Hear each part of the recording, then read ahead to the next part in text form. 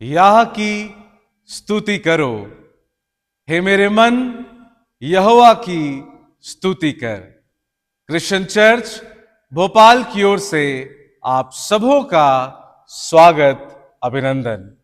आज हमारे चिंतन के लिए पवित्र शास्त्र में से पढ़ने में अगुवाई भाई आशीष जेकब करेंगे।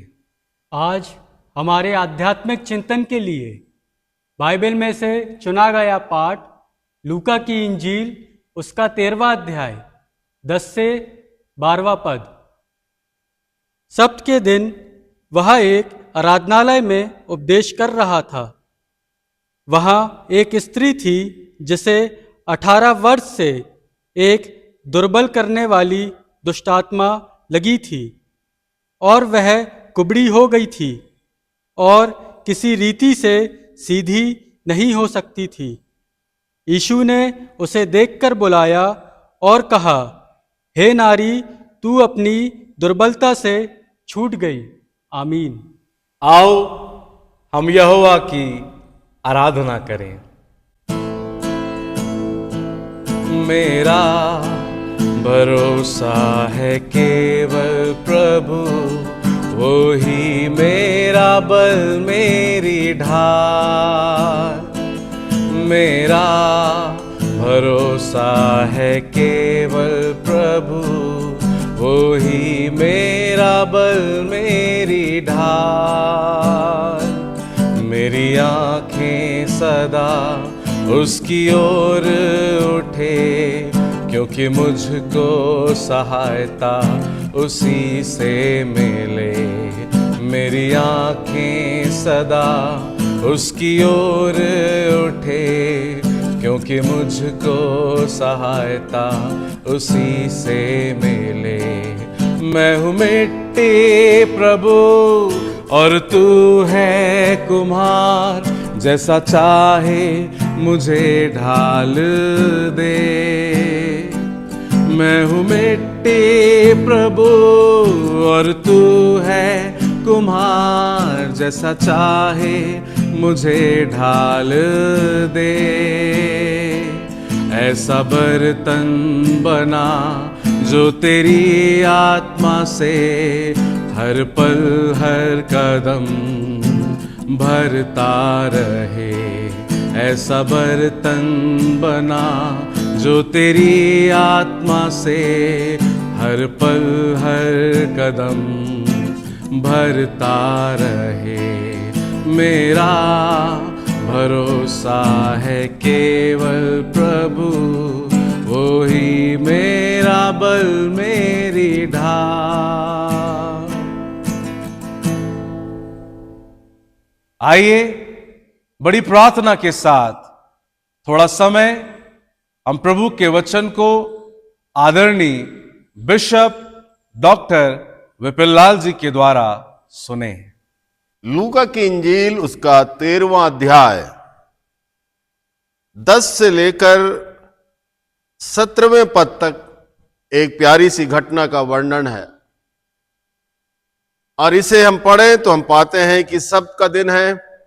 प्रभु यीशु मसीह आराधनालय के अंदर उपदेश दे रहा है और वहां पर उस बड़ी भीड़ में एक ऐसी स्त्री है जिसे 18 वर्ष से, जिसका शरीर दुर्बल है, क्योंकि दुष्टात्मा उसके अंदर है और दुष्टात्मा का प्रकोप, दुष्टात्मा की सामर्थ्य ने उसे कुबड़ेपन में डाल दिया है।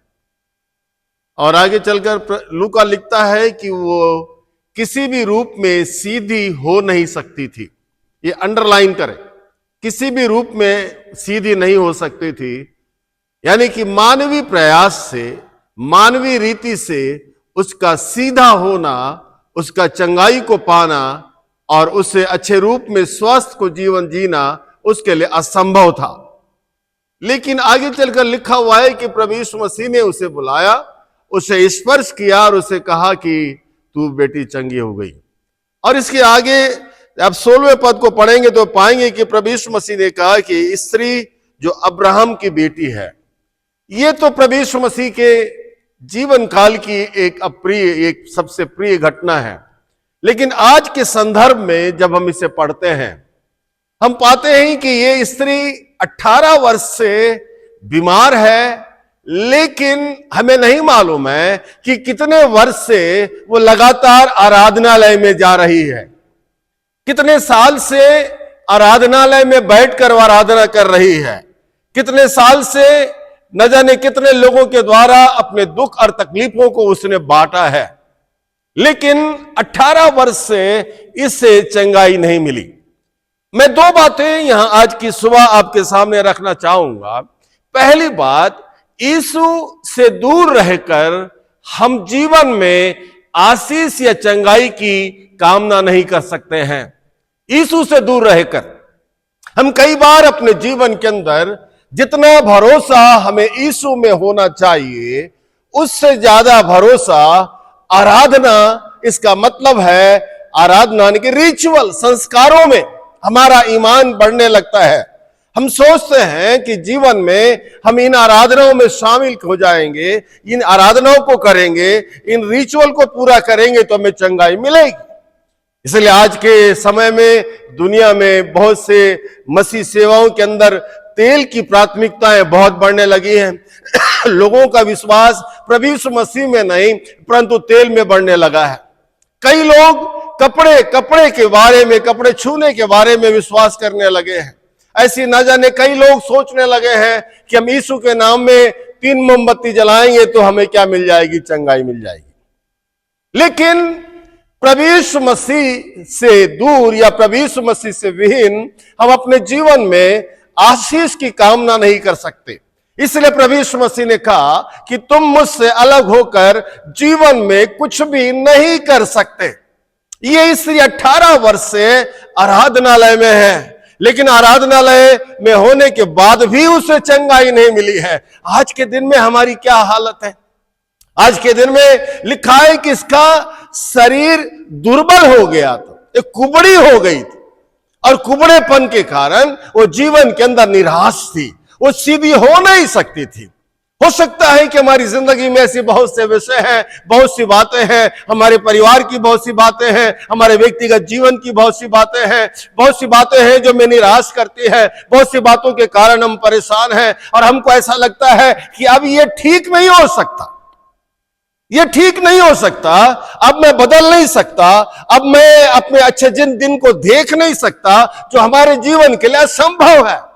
इसलिए प्रभु के वचन में लिखा हुआ है कि हबसी अपना रंग और चीता अपना धब्बा बदल लेता तो मेरे लोग भी अपने आप को बदल लेते। ये जो चीजें हमारे जीवन के लिए असंभव है, क्योंकि बाइबल में लिखा है प्रभु यीशु मसीह के पैदाइश में यीशु मसीह के बारे में कि वो अद्भुत युक्ति करने हारा परमेश्वर है। जो चीजें हमारे जीवन के लिए नामुमकिन है, जो चीजें हमारे जीवन से हो नहीं सकता है, उन सारी चीजों को लेकर जब हम प्रभु यीशु मसीह के पास जाते हैं, हमारे प्रभु हमारे लिए असंभव कार्य को भी संभव करने में विश्वास योग्य धर्मी है। दूसरी बात लिखा हुआ है कि न केवल जब यीशु मसीह से इसकी मुलाकात हुई, न केवल इसने अपना 18 वर्ष से तकलीफों से छुटकारा पाया, तो लिखा है कि वो सीधी हो गई, सीधी हो गई। एक ऐसी जिंदगी जिसके बारे में लिखा हुआ है वो सीधी हो गई और परमेश्वर की महिमा करने लगी। ये है हमारा आध्यात्मिक जीवन, ये है हमारा आत्मा से भरा हुआ जीवन, ये है हमारे प्रभु यीशु मसीह से पाया हुआ जीवन कि सीधा। आज बहुत से लोगों की जिंदगी रहस्यात्मक है, सीधा। कई लोग सीधा सोच नहीं सकते हैं, कई लोग सीधा बोल नहीं सकते हैं, कई लोग सीधा चल नहीं सकते हैं। इसका मतलब क्या है कि कई लोगों की जिंदगी रहस्यात्मक होती है, रहस्यात्मक होती है। वो अंदर से कुछ है और बाहर से कुछ है। इसलिए सदूकी फरीसियों का प्रभु यीशु मसीह ने हमेशा खंडन किया और बार बार प्रभु यीशु मसीह ने कहा कि तुम अपने मुंह से मुझे प्रभु प्रभु तो कहते हो, लेकिन तुम्हारी जिंदगी के अंदर मेरी प्रभुता नहीं है। इसका मतलब है हमारी जिंदगी दोहरी जिंदगी है। हम केवल अंदर से कुछ है और बाहर से कुछ है। अंदर हमारे जीवन में कुछ है और बाहर हम जीवन जीते कुछ है। हम रविवार के दिन में कुछ है और पूरे हफ्ते भर बाद हम कुछ है। हम प्रभु के आराधनालय में कुछ है और आराधनालय से बाहर निकलने में कुछ है। ये दोहरी जिंदगी हमेशा हमारे जीवन को अशांत कर देती है। लेकिन लिखा हुआ है वो सीधी हो गई। एक ऐसा जीवन जो अंदर और बाहर दोनों एक समान है। कलाम में लिखा, जिस समय प्रभु यीशु मसीह की मुलाकात या जक्कई की मुलाकात प्रभु यीशु मसीह से होती है और प्रभु यीशु मसीह ने जक्कई से कहा, हे जक्कई झट नीचे उतरा, मुझे आज तेरे घर में जाना है। लेकिन कलाम में आगे चलकर हम पाते हैं कि जक्कई के जीवन की, ये आंतरिक जीवन की दशा को हम पाते हैं। यीशु मसीह ने उससे कहीं भी नहीं कहा कि जक्कई तूने गलत पैसा कमाया है, तुझे बांटना है, उसे वापस करना है। जक्कई तू गलत रास्ते पे चला है, उसे तुझको पश्चाताप करना है। लेकिन लिखा हुआ है कि जक्कई ने कहा, हे प्रभु, जो कुछ मैंने गलत किया है, जो कुछ मैंने लोगों से गलत लिया है, वो मैं लौटा दूंगा। जब प्रभु यीशु मसीह हमारे जीवन में आता है, हमारा जीवन अंदर और बाहर दोनों एक समान होता है। आज हम अपने आध्यात्मिक जीवन में, अपने पारिवारिक जीवन में इसलिए असफल हो जाते हैं कि हम अपने बनावटी आवरण का सहारा लेकर अपने आप को धार्मिक बनाने का प्रयास करते हैं। हम पासवान अपनी वास्तविक जिंदगी को जीते नहीं हैं। यह जरूरी नहीं है कि मैं पतरस के समान बन जाऊं, यह जरूरी नहीं है कि मैं पौलुस के समान बन जाऊं, लेकिन मेरे लिए जरूरी है कि मैं जैसा भी हूं उसी रूप में प्रभु यीशु के सामने, परमेश्वर के सामने, कलीसिया के सामने मैं उसी रूप में दिखाई दूं। जो मैं अंदर हूं वो बाहर दिखाई दे। प्रभु यीशु मसीह ने कहा, जो बातें बाहर से अंदर जाती हैं वो इंसान को अशुद्ध नहीं करती हैं, लेकिन वे बातें जो अंदर से निकलती हैं। इसलिए प्रभु यीशु मसीह इसी अध्याय के नीचे में कहता है उन सरदारों के बारे में, उन याजकों के बारे में जो कपटी हैं, जिनके मुख में कुछ है और दिल में कुछ है। इस कपटी का मतलब है कि इनका ईमान परमेश्वर में नहीं है। ये नहीं जानते कि परमेश्वर इनकी जिंदगी के लिए क्या कर सकता है। और इसलिए लिखा है, ये ना जानने के कारण इन्होंने अपने जीवन में मनुष्यों से बढ़कर सबत के दिन को महत्व देना चाहा और कहते हैं कि सबत के दिन में इस प्रकार की सेवकाई करना अच्छी बात नहीं है।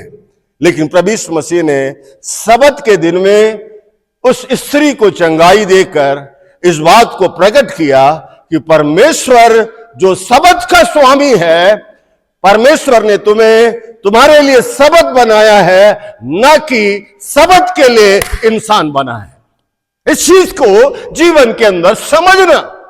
दूसरी बात, हमारे जीवन के अंदर इस बात को समझना कि जो अवसर परमेश्वर मुझे देता है, जो जीवन मुझे परमेश्वर मुझे देता है, मेरी जिंदगी परमेश्वर के सामने, परिवार के सामने, कलीसिया के सामने एक समान दिखाई दे।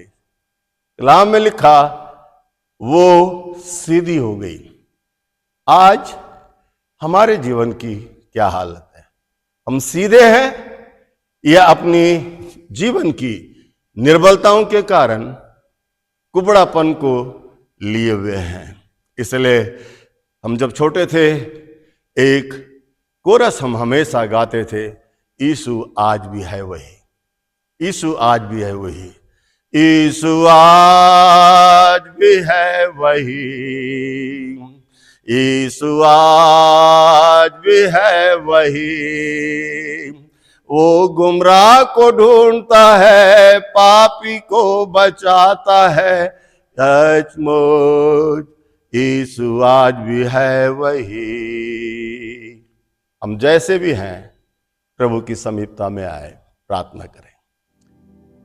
हमारे जीवित अनुग्रहकारी प्रभु हमारे जीवन की निर्बलता, हमारे जीवन के कुबड़ेपन को दूर करें और हमें सीधा बनाए, सीधी सोच दे, सीधी सेवा दे, सीधा व्यवहार दे, ताकि हम जैसे अंदर हैं वैसा ही बाहर दिखाई दे। हर एक की सहायता कर, प्रभु यीशु के नाम से मांगते हैं, आमीन। परमेश्वर पिता, पुत्र और पवित्र आत्मा हम सबों की सहायता करे ताकि हम निरंतर प्रभु यीशु मसीह के साथ खड़े हो सकें। आमीन।